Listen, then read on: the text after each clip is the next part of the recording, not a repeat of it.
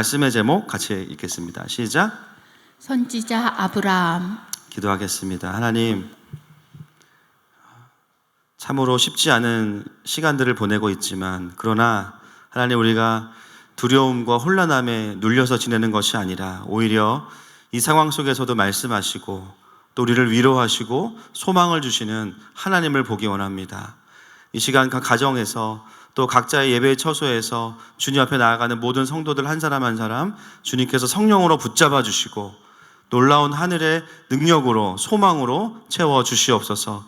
주님의 말씀을 읽기 원합니다. 하나님, 성령으로 감동된 이 말씀을 성령으로 감동되어 읽게 하시고 또 깨닫게 하여 주시옵소서. 예수님의 이름으로 기도합니다. 아멘. 예, 다들 잘 지내셨죠? 예, 저도 이번 2주 동안 사실 주일 예배가 2번 쉬었기 때문에 거의 3주 만에 뵙는 것 같아요.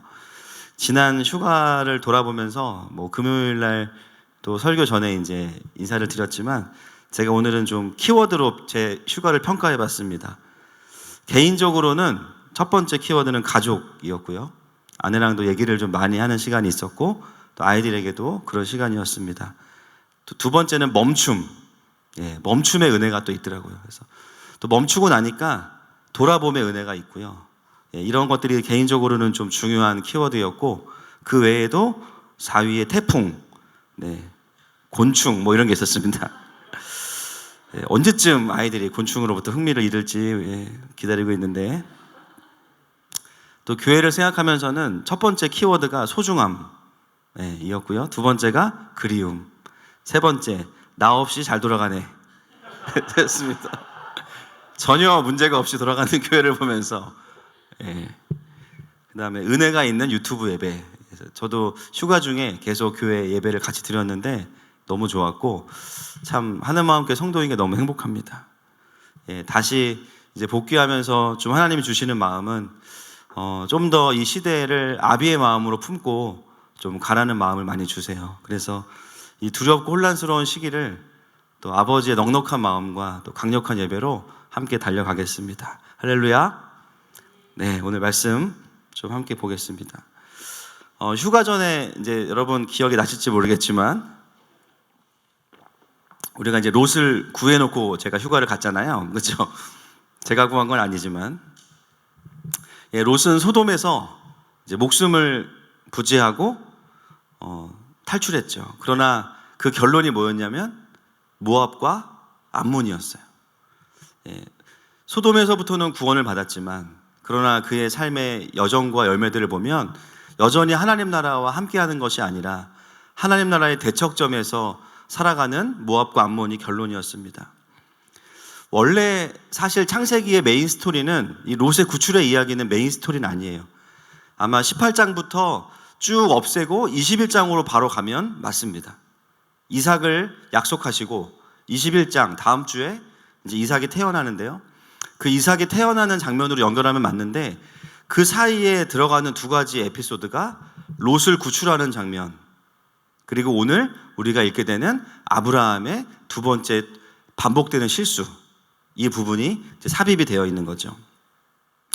심지어 오늘 우리가 읽게 되는 이 실수는 이미 한 번 24년 전에 아브라함이 12장에서 애굽으로 기근이 오면서 가게 되는 장면과 굉장히 유사합니다. 그래서 본문을 읽다 보면 아브라함이 또 실수했구나, 이제 이걸 확인하게 돼요. 우리가 궁금한 건 뭐냐면 이제 21장에서는 이삭이 태어날 건데 그렇게 기쁜 일을 앞에 두고 굳이 성경은 왜 아브라함의 똑같은 실수를 기록하고 있는가? 그리고 여러분 군에 가도 아시겠지만 이등병이 실수하는 거랑 병장이 실수하는 거랑은 틀려요. 그죠? 왜 병장인지 아세요? 여유로워 보여도 실수 안 합니다. 잘. 이등병 실수 많이 해요.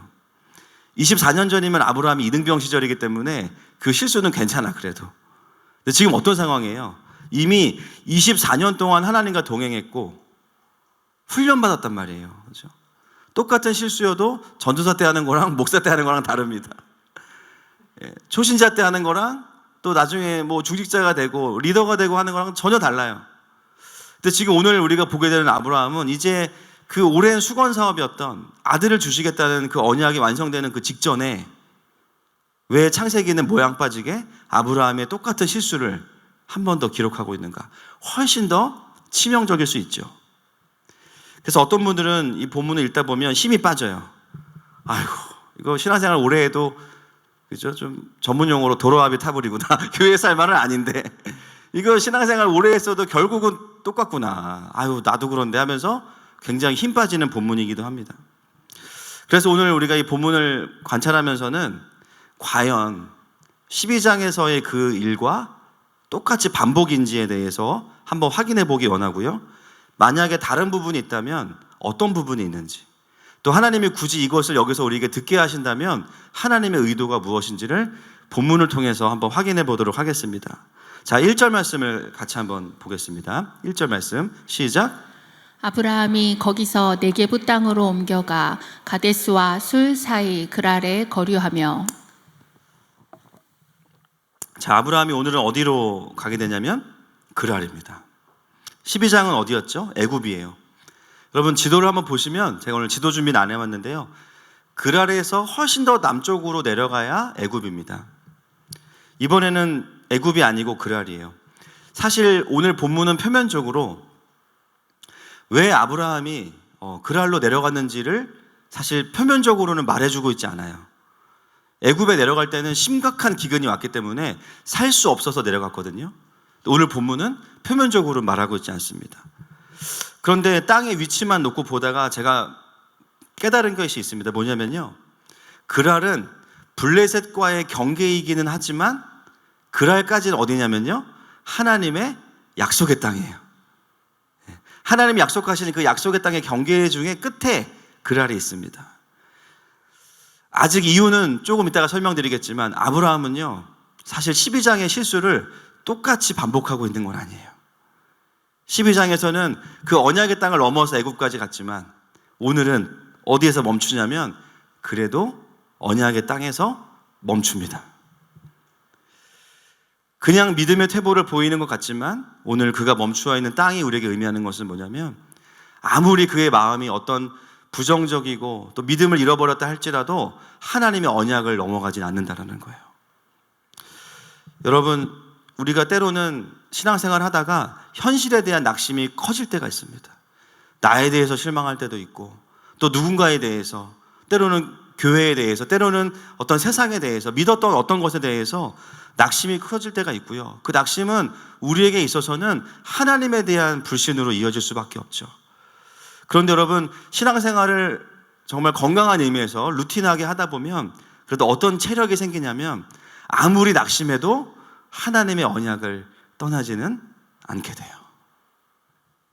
아무리 내가 상태가 안 좋아도 내가 여기를 넘어가진 않을 거야, 딱 멈춥니다. 가끔은 반복되는 나의 연약함 때문에 참 낭망이 되고 실망스럽죠. 같은 문제로 넘어지고 범죄하고 변하지 않는 나의 인격의 열매들을 볼 때 힘들어요. 믿음도 어떨 때 보면 있는 것 같은데 어떨 때 보면 내가 말하는 거 보면 세상 사람들하고 다를 게 없어 보일 때가 있어요. 여러분, 우리가 한 번에 다 바뀌면 얼마나 좋겠습니까? 뭐 그렇게 되는 분들도 있지만 일단 저는 아니고요. 또 확률적으로 보면, 통계적으로 보면 많은 분들이 한 번에 다 바뀌진 않습니다. 아브라함도 한 번에 다 바뀌지 않았어요. 그런데 오랜 시간에 걸쳐서 하나님께서 만들어 가시는 사람들 중에 특징들을 보면 똑같은 실패를 반복하는 것 같지만 사실 자세히 보면 똑같지 않아요. 전에는 애굽까지 갔다면 이제는 경계선상에서 멈출 수 있게 됩니다. 전에는 완전히 바닥을 치고 내려가서 지하실로 들어가서 굴을 파고 안 나왔다면 이제는 바닥을 치는 순간 박차고 올라오게 돼요. 낙심 그 자체에 너무 오래 머물러 있지 않는 거죠. 오늘 우리가 먼저 보게 되는 아브라함의 모습은 그래도 12장과는 조금은 다르다는 사실을 이 그랄을 통해서 확인할 수 있습니다. 자, 그렇다면 아브라함은 왜 말도 없이 그랄로 내려갔을까? 아브라함의 심경에 어떤 변화가 있었을까? 오늘 1절 말씀에 보시면요, 뭐라고 나오냐면 아브라함이 거기서 네게부 땅으로 옮겨갔다라고 이야기합니다. 이 거기가 어딜까요? 1차적으로는 헤브론이겠죠. 그러나 문맥 안에서 보면 이 거기는 어디냐면 그 헤브론이 아브라함에게 의미했던 것은 뭐냐면요. 자, 27절 말씀을 같이 읽겠습니다. 19장 27절 시작. 아브라함이 그 아침에 일찍이 일어나 여호와 앞에 서 있던 곳에 이르러. 아멘. 본문에서 장소만 추적해 보면 바로 직전의 장소가 여기입니다. 단순히 헤브론이 아니라 그곳은 아브라함이 하나님과 씨름하고 기도하고 승리했던 곳이에요. 어떤 승리를 했냐? 제가 휴가 전에 나누었지만 롯의 안부를 묻지도 않고 어떻게 했어요? 하나님의 선하심을 완전히 믿어드린 장소가 어디예요? 바로 헤브론이에요.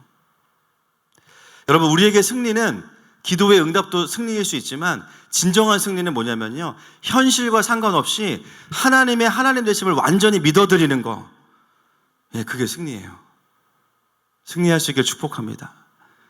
하나님의 선하심과 하나님의 통치를 나의 느끼는 것과 상관없이 완전히 믿어드리는 거, 그 승리를 경험했던 장소가 아브라함에게는 헤브론이었어요. 근데 거기서부터 아브라함은 지금 그랄 땅으로 오게 되었다는 거죠. 왜 아브라함은 그런 믿음의 자리를 조금은 벗어나는 행동을 하게 됐을까요? 믿음의 순종 이후에 아브라함에겐 다시 또 무엇이 찾아왔냐면 현실 자각 타임이 왔습니다. 믿어드린 건 잘한 거예요. 롯의 안부도 묻지 않은 건 잘한 거예요. 그러나 그 이후에 어떤 생각들이 몰려오냐면 순종 이후에 현실에 대한 염려와 두려움 그리고 근심들이 확 몰려옵니다.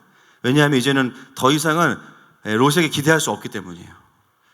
그리고 아직은 분명히 약속을 받았지만 이삭도 나에게 주어져 있지 않습니다. 그래서 여러분, 우리가 어떤 영적인 승리를 경험한 이후에요, 갑자기 깊은 침체가 올 때가 있어요. 대표적인 사건이 열왕기상에 나와 있는 엘리야의 사건이죠. 기억하시죠? 바알의 선지자들과 능력 대결을 한 이후에 다음날 아합의 아내인 아세라가 한마디 하죠. 협박을 합니다. 그러니까는 바로 두려워져서 먼 길을 도망가서 침체에 빠지는 모습을 엘리야를 통해서 확인하게 됩니다. 영적인 큰 승리 뒤에 갑자기 찾아오는 두려움과 현타가 있어요.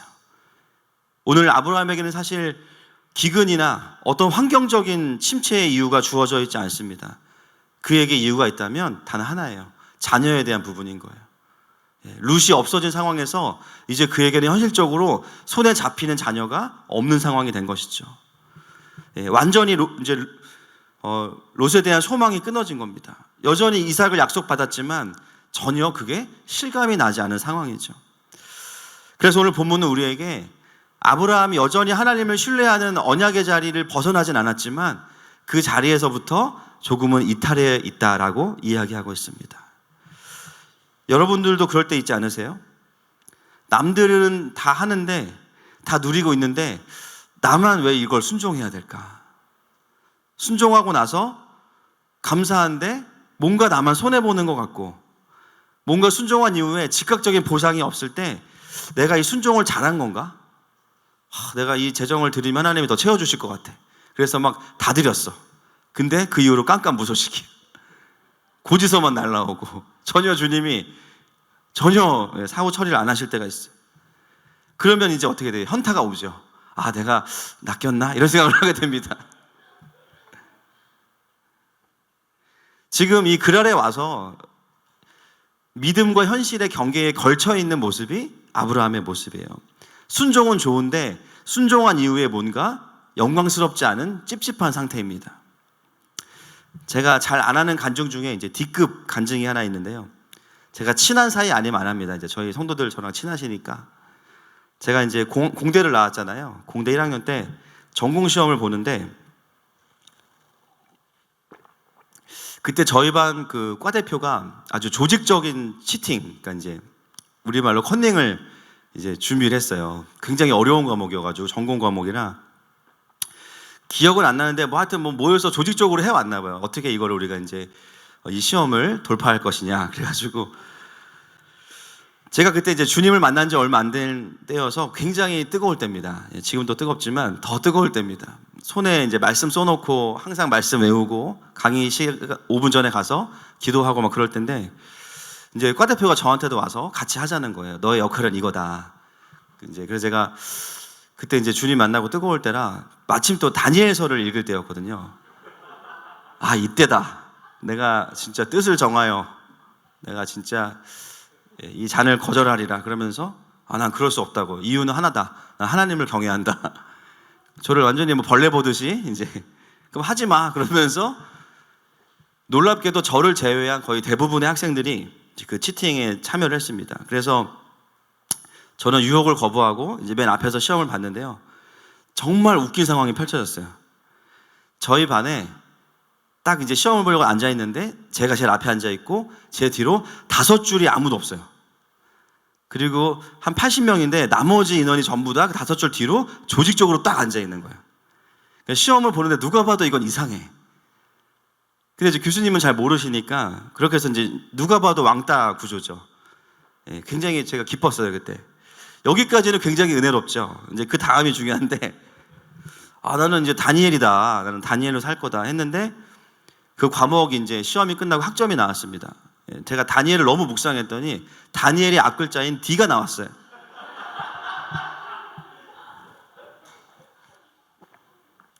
전문 용어로 이제 재수강인데 레포트를 다 내고 출석도 다 하고 시험을 다 봤는데 D가 나왔습니다. 그때 제가 깨달은 게 있어요. 주님은 순종은 받으셨지만 학점은 안 주시는구나. 제가 너무 순진했던 것 같아요. 와, 그거는 제가 공부해야 받을 수 있는 건데, 제가 동참하지 않은 것으로 나의 의를 삼고, 또 주님이 이제 다른 은혜를 주시지 않을까 했는데, D가 나왔고, 그때 제가 이제 확인한 게, 저는 다니엘인 줄 알았지만, 주님은 제가 그 학교에 그냥 다니기를 원하셨던 것 같아요. 그냥 다니는 애로, 그래서, 뭐, 열심히 다녔습니다. 그리고 이제 졸업을 하고, 그래서 자꾸 저한테 이제 공대 나왔다고 뭐 물어보시는데, 물어보지 마세요. 아는 게 없어요. 네. 로켓이 다음 궤도로 진입하기 위해서 속도를 얼마나 내야 되나 이런 게 시험 문제인데 궁금하지가 않아요. 저는 시험 볼 때 그런 게 이걸 왜 답을 내야 될까? 그냥 로켓을 보면 되지. 또 비행기를 물어보지 마세요. 비행기가 어떻게 나냐? 몰라요. 뭐 날개가 있으니까 날겠죠. 네, 저는 티켓에 궁금하지 별로 궁금하지 않습니다. 참 제가 그 1학년 때 겪었던 그 시험은 믿음의 순종과 현타가 뭔지를 정확하게 가르쳐주는 시간이었고 굉장히 뼈저리게 어떤 현실에 대한 부분들을 좀 느끼게 됐습니다.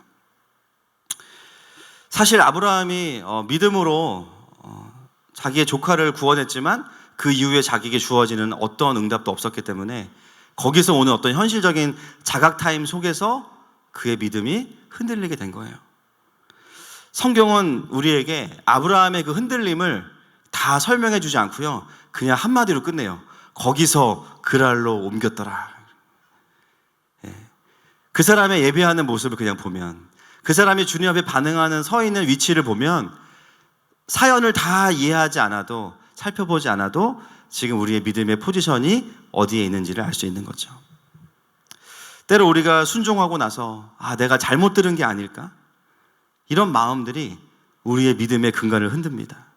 그리고 믿음의 자리를 잠시 이탈하게 만드는 거죠. 특별히 오늘 어쩌면 그랄 땅에 와 있는 분들이 계신다면 다시 헤브론으로 돌아가는 은혜가 있기를 축복합니다. 아멘이시죠? 자, 왜 하필 그랄이냐? 이 이유는 설교의 마지막에 말씀을 드리고요. 2절로 넘어가겠습니다. 2절 말씀 시작. 그의 아내 사라를 자기 누이라 하였으므로 그랄 왕 아비멜렉이 사람을 보내어 사라를 데려갔더니. 그랄 땅에서 이제 우리가 알고 있는 그 사건이 또 발생하죠. 굉장히 의문이 되는, 제가 한동안 넘어갈 수 없는 본문이 이 본문이었어요. 아브라함의 아내가 사라가 미혼인 줄 알고 아비멜렉 왕이 사람을 보내어 데려갔는데요. 여러분 잘 생각해 보세요. 지금 사라가 몇 살이죠? 몇 살이에요? 20대입니까? 89세입니다. 89세예요. 24년 전에도 60대인데도 그런 일이 있었는데 이게 저는 잘 이해가 안 가더라고요. 저만 그런가요? 89세의 사라를 보고 아비멜렉이 너무 예쁘고 마음에 들어서 데려갔다. 물론 그럴 수 있어요. 그럴 수 있습니다. 제가 그래서 정말 이 부분이 아무것도 아닌 것 같은데 막 온갖 책을 다 찾아봤는데 항상 모든 주석은 제일 중요한 건 안 나와 있어요. 기가 막힙니다. 그리고 진짜 황당한 견해를 하나 봤는데 좀 설명해 드릴게요. 중요한 건 지금 89세. 제가 아비멜렉이 이건 정치적인 이유일 거다. 다른 것보다. 근데 정치적인 이유라고 보기에는 본문을 살펴도 그런 이유가 없어요. 정말로 사라가 마음에 든 거예요. 그리고 아브라함도 보면 여전히 아내로 말미암아 자신이 죽임을 당할까 봐 두려워하고 있습니다. 사라가 아무리 이제 갈대아 우르니까 페르시아 쪽에 피가 섞이고 또 그렇다 하더라도 89세면 야, 이게 진짜 온몸에 보톡스가 흐르지 않으면 쉽지 않은데 믿기 어렵지만 본문의 결론은 뭐냐면 그때도 사라는 이뻤다라는 거죠. 아멘. 다른 결론을 내리기가 힘들었어요. 이런 은혜가 우리 모든 자매님들에게 이미 있지만 더 있기를 축복합니다. 그러니까 사라가 얼마나 그 안티에이징을 열심히 하셨는지 자기 전에 아이크림 다 바르고 날마다 등산하고 그죠? 채소만 드시고 뭐 온몸에 주름을 그냥 놔두질 않은 것 같아요. 그래서 어떤 신학자가 이걸 어떻게 이야기했냐면 이때가 이삭을 자연분만하기 1년 전이기 때문에 원래는 경수가 끊어졌잖아요. 아마 집중적으로 하나님이 이때 사라에게 여성 호르몬을 샘솟게 하셨다. 이렇게 기가 막힌 추론을 한 학자가 있습니다. 제가 너무나 같다 싶었지만 또 어느 부분에서는 좀 한편 일리가 있다. 그래서 20대의 그 리즈 시절의 미모를 회복했고 그 증거가 아비멜렉이다. 이렇게 이제 이야기한. 제가 우리 교회 오면 3년씩 젊어지신다고 했는데 다 성경적인 근거가 있는 거예요. 할렐루야. 그런 상황이에요, 지금. 그래서 이 상황을 이제 하나님이 수습하셔야 되니까 6절 말씀 넘어가겠습니다. 6절 말씀 시작. 하나님이 꿈에 또 그에게 이르시되 내가 온전한 마음으로 이렇게 한 줄을 나도 알았으므로 너를 막아 내게 범죄하지 아니하게 하였나니 여인에게 가까이 하지 못함이 이 때문이니라. 자, 우리 주님이 쓰시는 방법 중에 하나가 꿈에 이제 계시를 많이 하시는데 두 가지예요. 우리 편은 꿈에 계시를 하세요. 다니엘, 요셉, 좋은 이야기들. 남의 편은 꿈에 가위를 누르시죠. 주님이. 이제 추석도 얼마 안 남았는데 우리 주님이 한가위 하시는 분이에요. 보니까 지난번에도 꿈에 나타나시더니 오늘 아비멜렉의 꿈에도 나타나셨어요. 그러면서 살짝 가위를 누르시면서 죽을래 이렇게 하셔야 되는데 이제 부드럽게 사실 내가 너도 살려주고 싶다. 지금 사실 사라는 그 남편이 있고 너가 이제 범하면 너 죽는다. 이 얘기를 이제 가위를 누르면서 하셨기 때문에 꿈 한 번으로 설득이 됐죠.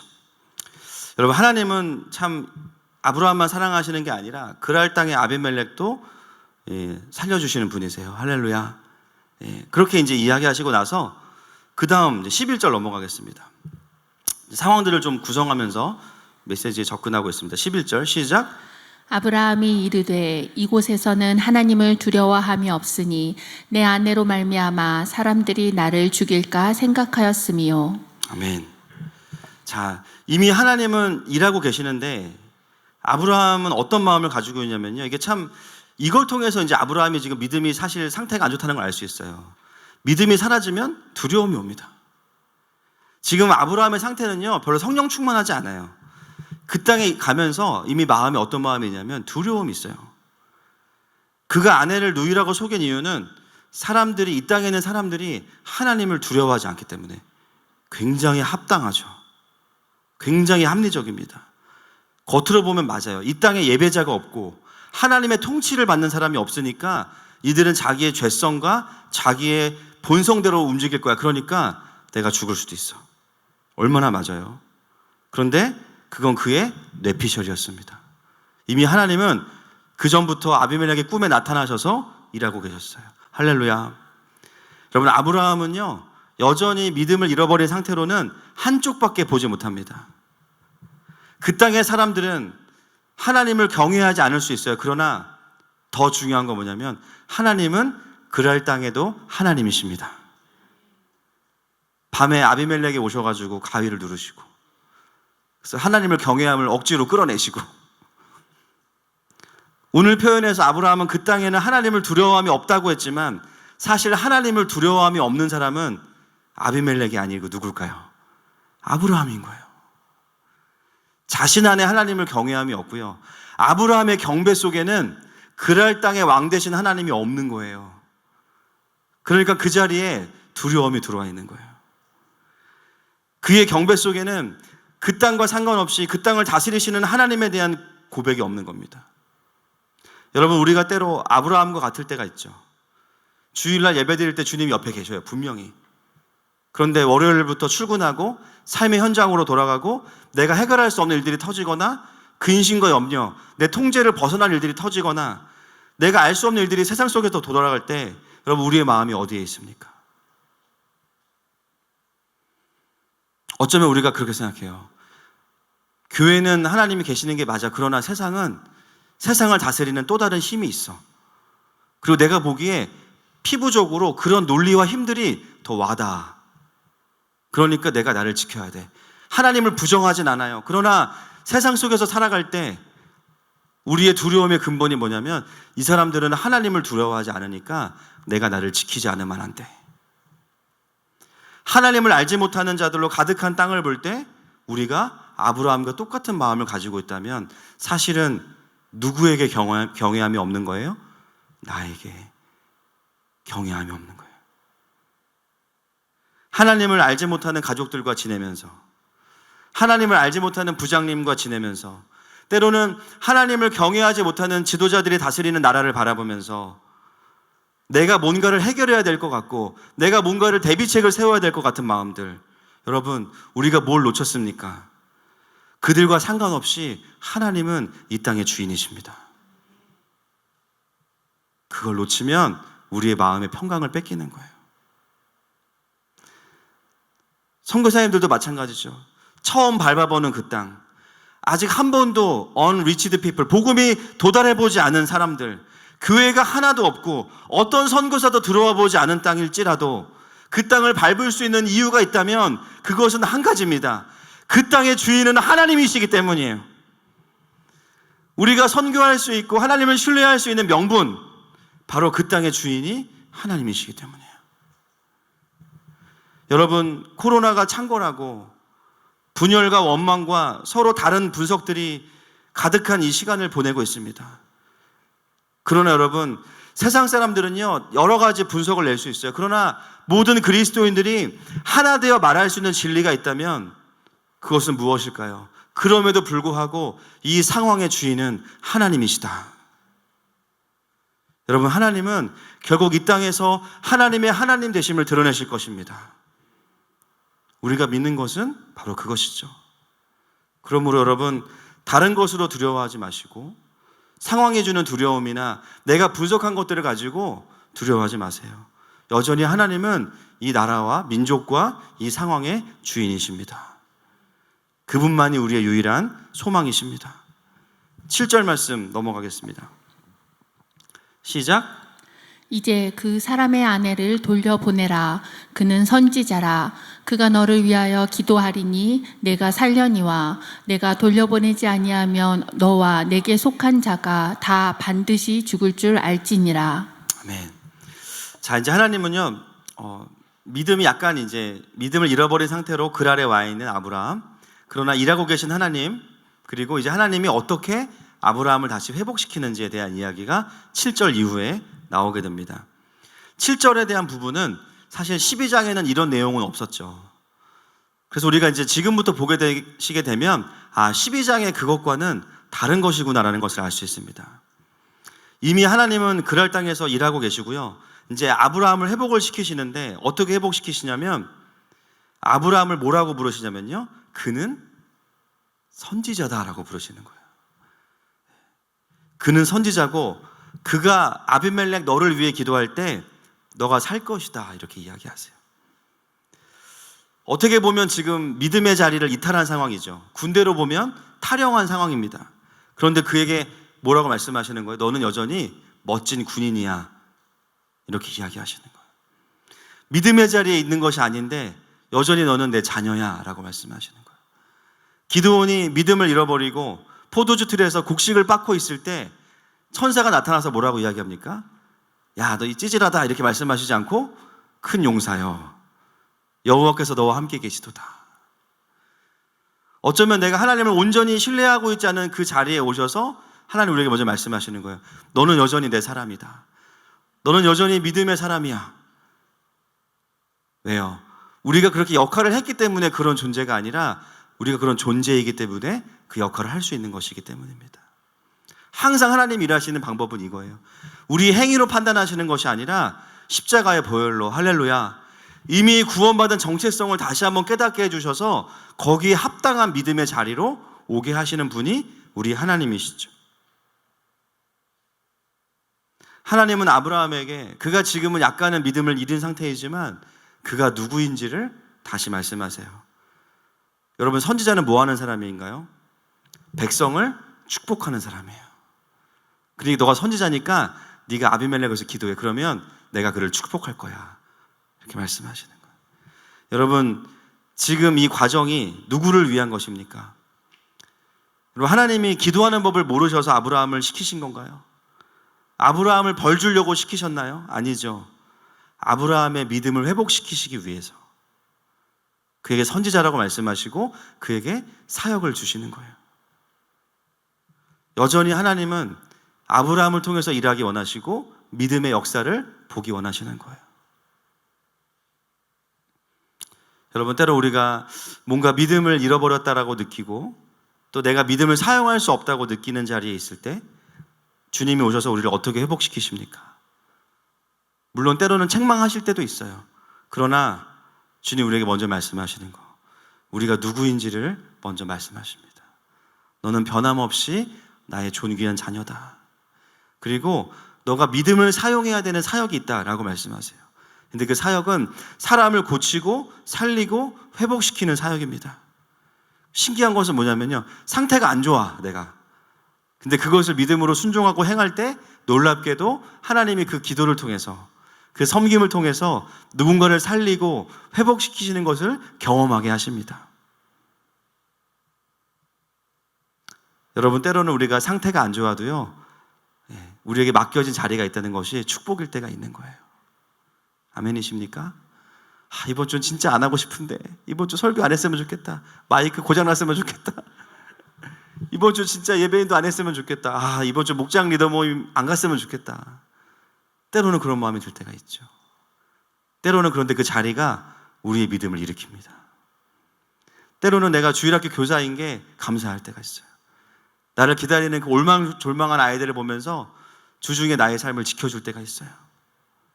사랑하는 여러분, 혹시 지쳐있지만 하나님이 주시는 영혼들을 섬길 기회들이 주어지고 있다면 믿음으로 순종할 수 있기를 축복합니다. 그 사역을 통해서 하나님은 여러분을 회복시키시기 원하시는 줄로 믿습니다. 아브라함이 그래서 기도할 때 무엇을 경험하냐면요, 17절 말씀 같이 보겠습니다. 자, 시작. 아브라함이 하나님께 기도하매 하나님이 아비멜렉과 그의 아내와 여종을 치료하사 출산하게 하셨으니. 자, 여기서부터 이제 이 20장의 사건의 핵심 메시지가 뭔지로 접근을 합니다. 아브라함이 기도할 때 어떤 축복을 하셨냐면요, 아비멜렉과 그의 아내와 여종을 치료하셔서 출산하게 하셨어요. 이방 민족들에 닫혀있던 태의 문이 열리는 기적을 일으키게 하셨죠. 왜 그랄 땅으로 왔어야 했나를 제가 이제 말씀을 드리겠습니다. 이거 진짜 비싼 건데, 어디에도 없는 건데 우리 식구들만 가르쳐 드립니다. 여러분, 17절과 18절 말씀을 보면요, 18절 한번 더 읽어볼게요. 18절도 시작. 여호와께서 이왕에 아브라함의 아내 사라엘로 아비멜렉의 집에 모든 태를 닫으셨음이더라. 네. 경계선상에 있는 도시들은 여러 개 도시들이 있는데요, 그 중에 왜 하필 아브라함은 그랄 땅을 선택했을까?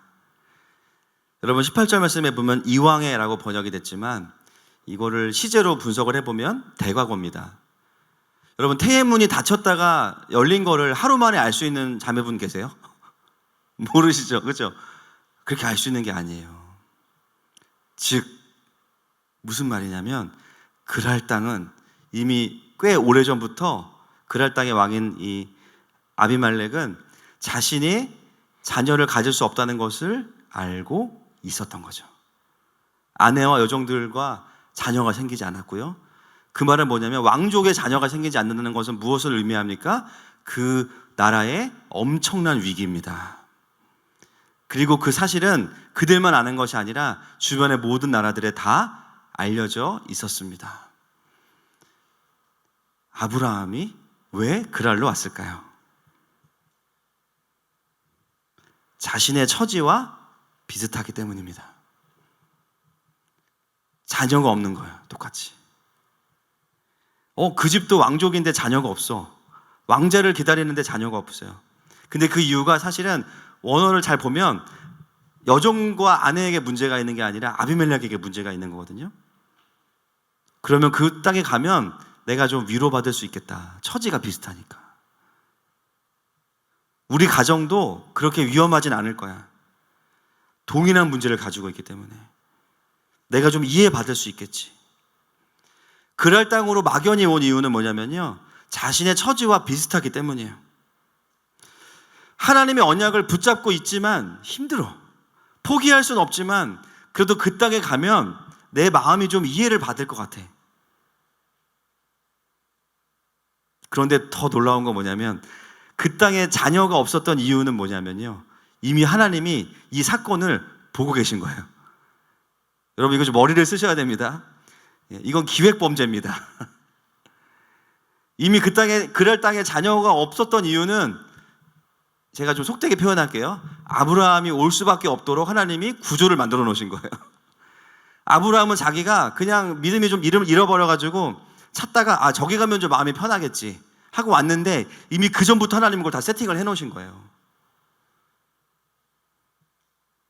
하나님의 엄청난 치밀한 계획이 본문 안에 다 들어있습니다. 아브라함은 자기가 잠시 하나님을 좀 피해서 쉬고 싶다고 생각했는데 그래서 간 곳에 하나님이 이미 기다리고 계신 거예요. 근데 그 과정 속에 뭐가 사용됐어요? 동병상련의 은혜가 사용된 거죠. 목장에 들어갔는데 내 어려움을 나누었더니 나와 똑같은 어려움을 겪고 있는 지체들이 거기 있어요. 너무 위로가 되고 좋아요. 그런데 하나님의 기획은 공감과 동병상련의 은혜 그 이상입니다. 오히려 그 속에서 함께 그 문제들을 같이 공감하면서 서로가 서로를 위해서 선지자로 기도해 줄 때 막혔던 문이 열리는 거예요. 오랫동안 해결되지 않던 문제들이 서로가 서로를 위해서 기도할 때, 믿음으로 기도할 때 그 문이 열리는 거예요. 여러분, 이것이 그리스도의 몸된 공동체가 누리는 회복의 영광입니다. 할렐루야. 지금 아브라함은 굉장히 특별한 하나님의 은혜를 또 다른 곳에서 누리고 있는 거죠. 이번 주에 휴가 마치고 이제 복귀하고 나서 한 집사님과 통화를 했습니다. 이제 교회 근처에 사시는 분이신데 갑자기 집주인이 집을 내놓아서 이사를 가셔야 된대요. 요즘에 전세가 지금 거의 안 나오잖아요. 전세가 거의 없는데 그 집사님이 이제 사실 집을 구하는 것도 문제지만 이제 교회랑 좀 떨어지기 싫다. 물론 교회랑 멀다고 은혜가 안 되거나 그런 건 아니지만 이제 그분에게는 본인이 좀 더 자주 와서 기도하고 싶은 마음이 있고 요즘에 영적으로 많이 회복이 되고 있는데 좀 기도하면 하나님이 허락해 주시면 더 멀리 가지 않았으면 좋겠다 이렇게 부탁을 하셔서 그날 이제 교육자들이랑도 나누고 기도하고 다음 날 연락이 왔어요. 제가 전화를 못 받았는데 카톡이 왔어요. 카톡으로 뭐라고 왔냐면 같은 동에, 지금 사는 동에 다른 층에 집이 나와서 계약을 하셨대요. 하루 만에. 할렐루야. 와, 거리로는 그냥 그대로인 거예요. 하늘에서 보면. 전혀 나오지 않던 전세 매물이 마침 나왔고 같은 동에 계약을 하신 거예요. 참 신기하죠. 코로나 때문에 자주 못 모이지만 여러분, 사실 이 시간이야말로 우리가 서로를 위해서 전심으로 기도해 줄 수 있는 때인 줄로 믿습니다. 비대면 예배가 우리에게 주는 손해는 거의 없어요. 제가 보기에 개인적인 예배가 깊어지고 오히려 공동체의 소중함을 알고, 그렇죠? 서로 전화하게 되고 또 서로의 안부를 묻을 뿐만 아니라 기도의 제목을 듣게 되고 함께 또 기도하면서 또 하나님의 일하심을 경험하는 것이죠. 여러분, 원래부터 우리는 영으로 교제하는 공동체입니다. 할렐루야. 그것을 더 누릴 수 있는 저 여러분 되시기를 축복합니다. 오늘 아브라함이 누리는 것이 뭐냐면요, 아브라함은 하나님의 언약을 떠나고 싶진 않았어요. 그런데 이탈했죠. 그런데 하나님은 그에게 자기 스스로 찾아왔다고 느꼈던 그랄 땅에서 이미 놀라운 다음 이벤트를 준비하고 계셨던 거예요. 오히려 믿음을 잃었다고 생각하는 그곳에서 여전히 하나님의 일하심을 보게 되고요, 자신의 정체성이 회복되고요, 믿음의 기도를 통해서 오랫동안 자녀가 없던 그랄 땅에 왕족의 태의 문을 여는 경험을 하게 하셨어요. 여러분, 이게 뭐냐면 그 나라를 살린 거예요. 소돔도 살리고 그랄도 살리고, 이미 아브라함은 열방의 아비로 살고 있습니다. 여러분, 아브라함이 그랄 땅에서 닫혔던 태의 문을 열어주시는 하나님을 경험하면서 무엇을 깨달았을까요? 아, 나에게도 다시 자녀를 주시겠구나. 사역을 통해서 깨달은 거예요. 내 문제가 회복되지 않았는데요, 다른 사람들의 회복을 보면서 소망을 갖는 건 뭐냐면, 나도 좋아지겠구나. 이 과정이 다시 우리에게 주어진 이유는 12장의 반복이 아니라 21장으로 가기 위한 과정입니다. 찬양팀 나와주시고요, 말씀을 좀 정리하기 원합니다. 아브라함은 자신이 좀 이해받을 수 있는 곳으로 가서 쉬어야겠다, 조금은 내가 좀 풀어져야겠다라고 생각했는데, 하나님은 거기서 오히려 아브라함에게 선물을 준비해 놓고 계셨습니다. 그것이 바로 그랄 땅이에요. 오늘 본문은 우리에게 이삭의 탄생은 아브라함의 신실함과 의로움이라기보다는 여전히 하나님의 신실함과 또 하나님의 약속에 근거한 것임을 보게 합니다. 다만 그 과정에서 아브라함이 잘한 일은 뭐냐면, 그래도 하나님의 언약 안에 거했다는 거예요. 그리고 그가 하나님을 바라볼 때 하나님은 그의 믿음을 사용하시죠. 여러분, 우리는 결코 하나님을 떠날 수 없습니다. 아멘이시죠? 때로는 믿음의 자리가 아니고 불신의 자리가 아니고 조금은 느슨한 자리에 가고 싶지만, 그곳에서도 하나님은 아브라함의 인생을 인도하시고 또 아브라함의 회복을 준비하고 계심을 우리가 보게 됩니다. 사랑하는 여러분, 참 쉽지 않은 시간들을 살고 있는데요, 더 이상은 우리가 이 시간들을 두려움과 또 원망으로만 좀 보내지 않았으면 좋겠어요. 분명히 이 시간 속에서도 주님이 우리에게 말씀하시는 것들이 있습니다. 여전히 우리는 믿음의 선지자고요, 할렐루야, 또 권세와 믿음을 사용하길 원하세요. 그리고 함께 우리가 기도할 때 오랫동안 닫혔던 이 땅의 태의 문이 열릴 것입니다. 우리가 그토록 기대하는 하나님의 나라를 담아내는 대한민국이 여러분 세워지고 있습니다. 여러분, 이제 우리가 그 믿음을 사용하는 자리로 좀 함께 갔으면 좋겠습니다.